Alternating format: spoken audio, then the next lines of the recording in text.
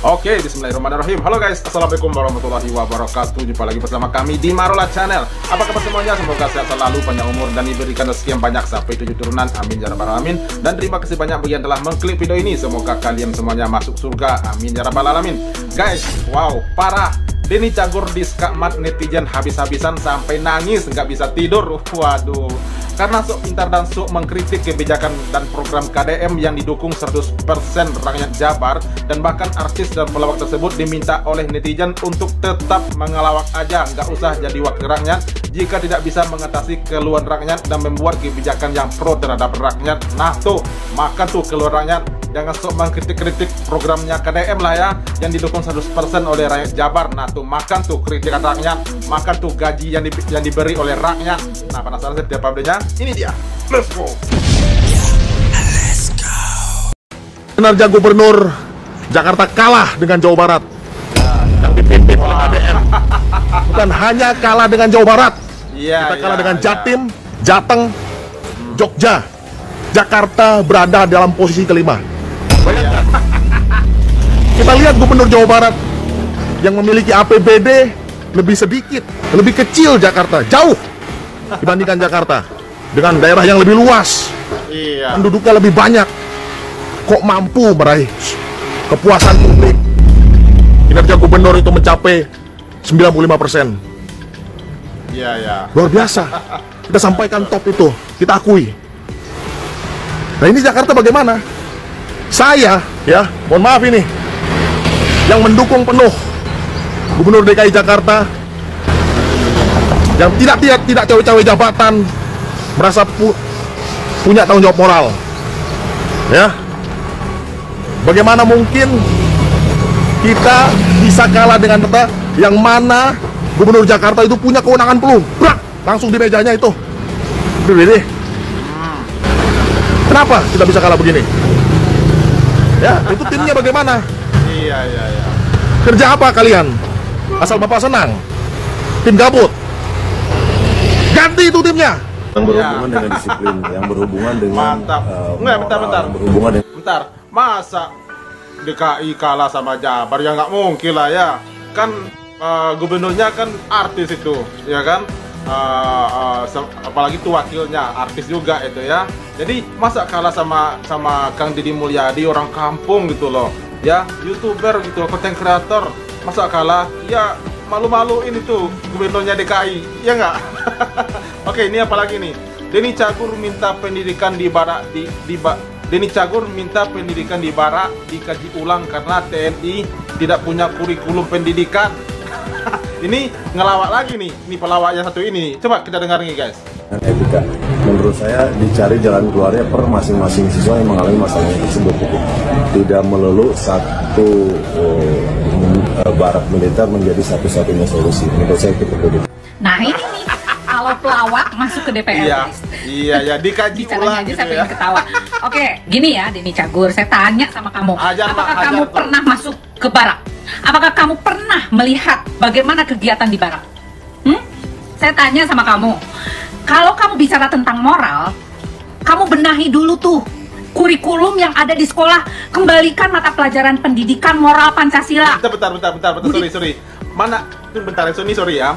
Saya kira, mana mungkin si artis ini Denny Cagur ini masuk ke barak militer. Dia kan baraknya kan lapor pak, itu yang ada di program TV. Lapor pak, siapa? Mana ada dia masuk barak itu. Jadi yang dia nggak tahu itu ya, seperti apa tuh pendidikan siswa-siswa yang nakal kemarin yang dibikin oleh KDM di barak militer. Nggak, mana dia tahu itu. Jadi makanya dia ingin mengkaji ulang itu pendidikan yang ada di barak militer katanya. Kocak itu orang ya. Oke guys, lanjut. Pekerti dan banyak lagi hal-hal yang sudah ditiadakan di dalam kurikulum tentang bagaimana mendidik secara moralitas, kedisiplinan dan sebagainya. Rasa kasih sayang juga, agama juga, apakah itu ada di kurikulum sekolah sekarang ini? Harusnya Anda melihat ke sana. Sekarang saya tanya sama Anda bicara dalam kapasitas apa? DPR dari Komisi Pendidikan atau apa? Nah, kalau benar Anda di Komisi Pendidikan, harusnya Anda benahi dulu yang namanya kurikulum di semua sekolah-sekolah. Benahi itu. Kalau bisa, barak militer itu dijadikan part of school. Oke? bagian dari sekolah, bagian dari pendidikan yang masuk dalam kurikulum. Harusnya begitu. Dan Anda tidak tahu kan seperti apa di barak militer yang kita didik itu? Karena saya psikologinya itu di sana ada loh. Jadi bukan hanya kedisiplinan dan membombardir anak-anak untuk bisa disiplin, tidak seperti itu. Anak-anak dijadikan sebuah objek yang bisa memenuhi kebutuhan untuk dirinya sendiri, dijadikan seseorang yang punya rasa empati, kasih sayang, kedisiplinan, militer, jiwa raganya, supaya bisa dia melihat dan menilik pekerjaannya, dan dia bisa melihat dari sisi apa dia sebagai manusia. Bagaimana membentuk kepribadian yang mempunyai karakter yang baik. Selain disiplin, dia juga membentuk sebuah psikologis yang baik untuk kehidupan dia dan orang tuanya. Minimal itu. Anda nggak tahu kan seperti yang mana dia tahu? Dia taunya cuma ngelawak aja. Makanya dilihat dulu, datang soan dulu sana ke barak supaya Anda tahu seperti apa gitu loh. Jangan bikin malu deh, ya kan? Inilah yang namanya orang kalau asal comot jadi anggota dewan.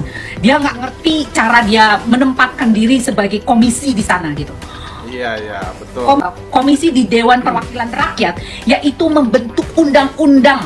Bagaimana sebuah peristiwa itu dijadikan, buatlah undang-undang di sana. Jadikanlah itu peraturan yang baku untuk semua sekolahan. Itu yang benar. Jangan Anda meributkan masalah pendidikan barak itu harus ditinjau kembali. Ditinjau kembali itu harus disempurnakan, bukan ditinjau kembali untuk ditiadakan. Ingat ya. Barak militer itu menurut saya sejauh ini sudah sangat baik, dan reaksi kepada anak-anak juga berimbas menjadi positif. Betul. Tahu, makanya. Jadi beginilah ya kita gambarannya. Jika seorang artis, jika seorang pelawak masuk ke DPR atau jadi anggota Dewan Perwakilan Rakyat gitu ya, dia nggak ngerti keluhan rakyat, dia nggak peduli apa yang diinginkan rakyat. Yang penting katanya dia sebagai wakil rakyat, tetapi dia sama sekali tidak mewakilkan rakyat. Padahal itu mungkin hampir seluruh rakyat Jabar, masyarakat Jawa Barat gitu ya, mendukung penuh kebijakan-kebijakan yang dibikin oleh KDM, Kang Deddy Mulyadi sebagai Gubernur Jabar. Tetapi anggota dewannya sendiri tidak mendukung, malah meminta mengkaji ulang. Kan kocak gitu ya. Dia tidak sejalan dengan pemimpinnya yang ada di daerah tersebut gitu ya. Jadi terima sajalah ultimatum, ejekan atau apalah itu namanya yang disampaikan oleh netizen seperti yang disampaikan oleh Mbak ini sebagai perwakilan dari masyarakat gitu ya, yang tidak setuju dengan pendapat oleh Denny Cagur ini gitu ya. Oke guys, lanjut lagi nih. Terjun ke lapangan, lo jangan diam aja di kantor. Nah iya. Aduh. Terjun tuh ke lapangan biar tahu. Ini tuh Denny Cagur itu yang bininya yang suka nge-review makanan bukan sih guys? Coba saya kasih tahu saya. Ya, benar nggak sih bininya yang suka nge-review makanan yang kemarin cabai bendok itu benar nggak sih itu bininya? Siapa sih, Santi ya kalau nggak salah. Nah, udah mendingan kamu lebih baik mendampingi istrimu deh daripada mendampingi rakyat tapi ngegerecokin gitu loh. Iya. Betul. Cagur. Iya. Ini yang disebut dipilih sekali lagi. Ya sekali lagi, mending jadi pelawak aja, nggak usah jadi wakil rakyat kalau nggak bisa mewakilkan rakyat, kalau nggak bisa mengayomi rakyat gitu. Yang penting jadi pelawak aja deh, jadi artis aja lo gitu. Lanjut. Dimiliki oleh partai, disuruh oleh ketua umum partai. Denny Cagur dipilih oleh warga Kabupaten Bandung Barat dan warga Kabupaten Bandung. Harusnya mendukung dengan program-program dari Bapak Gubernur. Bukan jawabannya seperti itu, Den. Geus aya nama Denny teh ngalawak deui daripada teu kapake ku rakyat percuma. Warga Kabupaten Bandung Barat, warga Kabupaten Bandung, saha nu milih si Denny. Sumpah nih kocak banget, gue yang bakalan emosi nih kan baca nih. Sedih sih masalah masuk. Ini apa nih? DPR ini minta program dikaji ulang. Syarat untuk jadi anggota DPR harus OON kah? Apalagi nih? Militer, anggota DPR ini minta program dikaji ulang. kocak. Nah ini dia orangnya nih, harus kita kasih paham gak sih? Tapi kalian gak bakalan kaget setelah kalian tahu siapa dia. Gue dari mana-mana udah pernah bilang, emang syarat untuk menjadi anggota DPR ini apa? Harus on kah? Ini dia Iya betul. Anggota DPR Komisi 10. Dia ini mengkritik program pendidikan karakter di barak militer seperti program Kang Deddy Mulyadi. Dia sedih katanya, programnya harus dikaji ulang. Tapi gimana kalau undang-undang perampasan aset ya, koruptor sana udah korupsi miliaran, rakyat yang sengsara, lu nggak sedih ya kocak? Ternyata no wonder aja sih. Ternyata dia anggota DPR Komisi 10 dari fraksi PDI Perjuangan. Dia bilang diskriminatif, seharusnya sih banteng lagi. Pendekatan edukatif. Kalau udah sampai membunuh orang, udah sampai bawa kelewang, lu biarin aja kocak. Saya rasanya mau nangis. Gimana kalau kita bikin dia nangis beneran guys? Ya seperti biasa dikasih paham udah pada silaturahmi. Kalian gimana? Tuh lu lihat gaji ketua KPAI 26 juta, wakilnya 24 juta, beda 2 juta doang sama ketuanya. Anggotanya 21 juta, kerjanya cuma melotot doang sama nyonyor. Melotot doang gua mau bisa. Penbat gue colok matanya. Iya, kerjaan ada gunanya, gaji gede, ngalah. Gue mau ikhlas pisan duit pajak gue buat bayar dia pada tuh. Daripada mah duit dipakai buat gajiin dia tuh. Mendingan gue buat nganin bocah yang keblangsak, bocah yang susah, telantar, yatim piatu banyak di Indonesia daripada gaji dia segitu. Sekarang gini dah, bocah yang di barak militer B pada pengen masuk lagi. Nah ini KPAI, orang ada gunanya, orang ada juntrungannya. Datang-datang bacot doang. Giliran disuruh nanganin bacotnya begitu. Ngawasin doang katanya. Kan penbat gue colok matanya itu. Bagian biar kotok sekalian. Dibayar mahal orang digaweannya.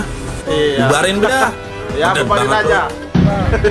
Ini saya pagi hari ini sini jajaran. Sudah di Cirebon. Di areal Trusmi. Areal ini areal batik yang memiliki ikonik yang tinggi, tetapi seluruh arealnya tidak terawat, tidak terjaga. Hari ini bersih-bersih di Cirebon ini kayaknya. Pegawai kebersihan PU Provinsi Jabar. Mantap. Untuk kebersihan di wilayah Cirebon. Yes. Tidak mungkin pariwisata itu kalau kebersihannya tidak terjaga. Ya. Syarat pariwisata itu satu aja. Satu, jalannya pada mulut. Dua, kebersihannya terjaga. Ketiga, bangunannya estetikanya terawat. Kemudian yang keempat, orangnya ramah-ramah. Orangnya ramah-ramah, betul. Ini, ya. Satu lagi saya tambahkan ya Kang ya. Parkir liar ditiadakan gitu. Gak ada parkir liar lagi di mana-mana gitu ya. Itu tambahnya satu lagi Kang. Pagi-pagi sudah di Cirebon nih. Biar Cirebonnya bersih ya. Oke. Dah, kerja lagi. Ayo kerja. Kerja gawe. Nah, tuh. Ini jalannya nggak pernah dibersihin tuh. Oh, tuh. Rumputnya. Jadi rawat dulu alamnya, rawat lingkungan, nanti duit juga datang. Tapi kalau alamnya tidak terawat, duit tuh susah, macet. Pak Deddy Mulyadi, saya akui, baru 3 bulan Anda menjabat sudah membuat perubahan hebat pada Jawa Barat. Top kinerja Anda, nyaris sempurna. Tapi buat saya ada satu kekurangan. Kekurangannya apa lu? Ngomongin guru aing wae, bapak aing wae. Kamu siapa? Masuk konten saya. Urusan kamu apa? Urang mau urusan di konten mana? Mun mana nggak boleh bapak aing. Aing sana. Nah, ini ribut nih kayaknya. Saya ngomong itu udah. Ini sudah dicocok saja. Apa salah bapak aing? Ngomong. Maksud saya. Ya. Satu. Itu sama gubernur lain gitu loh. Kesalahan sendiri. Ya. Belegu. Lo ngirim sama gue ya? Sama gubernur gue ya? Kasian deh lo. Ya, ribut aja deh lo. Jangan pokoknya jangan sampai berantem. Maunya apa sih situ? Lu pengennya apa? Apa salah gue? Berani sama gue? Nantang dia. Oh. Bangun kamu. Ayo, langsung ngomong. Tinggi amat. Apa sama bapak aing? Enggak bagus. Kita kan sama-sama orang Indonesia. Aduh, mantap, luar biasa ya. Jadi itu lagi saya keseruan bersama KDM Kang Deddy Mulyadi gitu ya. Yang ya setiap hari ya pasti ada lah ya. Setiap pemimpin itu, setiap pejabat itu pasti ada yang mengkritiknya dan juga yang mengidolakannya dan juga memuji kinerjanya gitu. Seperti yang dialami oleh Kang Deddy Mulyadi ini sebagai Gubernur Jawa Barat semenjak beliau dilantik menjadi gubernur. semakin hari semakin aja ada gebrakan-gebrakan yang menimbulkan kontroversi dari orang-orang yang pembencinya lah, ya gitu ya. Sementara masyarakatnya sendiri itu mendukung, tetapi kenapa yang tidak mendukung itu para elitnya gitu ya, anggota DPR-nya gitu ya, dan juga pejabat-pejabat lainnya gitu, yang ya kenapa di kalangan itu yang tidak mendukung, sementara yang membutuhkan rakyatnya, yang didukung oleh juga rakyatnya, ya yang tidak setuju, yang tidak mendukung malah pejabat lain. Itu kan kocak itu ya, kenapa dia tidak sejalan dengan kepala daerahnya, itu yang jadi pertanyaannya. Jadi jika ada seorang pejabat yang seperti itu yang tidak sejalan dengan kebijakan oleh yang dibuat oleh kepala daerahnya, sementara rakyatnya setuju, nah pejabat seperti itu nggak perlu dipakai, perlu disingkirkan, suruh tidur aja di rumah, nggak usah makan gaji masyarakat gitu ya. Nah oke guys, itu ada reaksi kita hari ini. Terima kasih banyak bikin telah menonton, dan sampai jumpa lagi di video berikutnya. Terima kasih. Thanks for watching.